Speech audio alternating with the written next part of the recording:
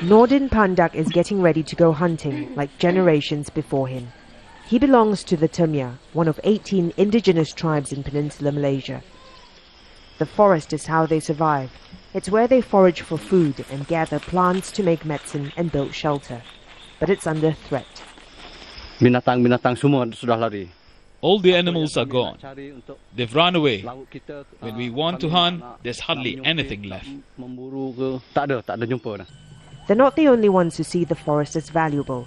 Land is being cleared for timber and to make way for plantations. Indigenous tribes in Peninsular Malaysia are known as Orang Asli. It literally means original people. But their right to live on the land is not guaranteed. Instead, it's up to the government. And now there's a controversial plan to change the law. Under the current law, indigenous people in West Malaysia have exclusive use of land that's been declared Aboriginal area. But the government may still take the land back at any time as long as it pays compensation for the value of the crops and the house. But activists say a proposed amendment to the law will further marginalize indigenous groups and fails to respect their claims to ancestral lands. If the government passes the amendment, the Orang Asli would be entitled to 50,000 hectares of land collectively, enough for the families to build homes and farm.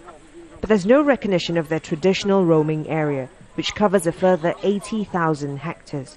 And under the proposed law, once they accept any offer from the government, they lose all future rights to native land. Orang Asli are against the amendment proposed by the government because we know we are being exploited and that our rights are being taken from us.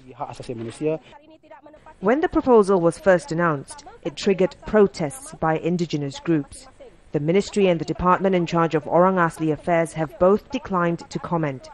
But the Human Rights Commission of Malaysia has told Al Jazeera that the government has now agreed to hold off implementing any changes until after the Commission issues its report on indigenous land rights later this year. For now, activists say the government needs to win indigenous people's consent for the new law. But where land is so closely tied to identity and a way of life, that consent may never come.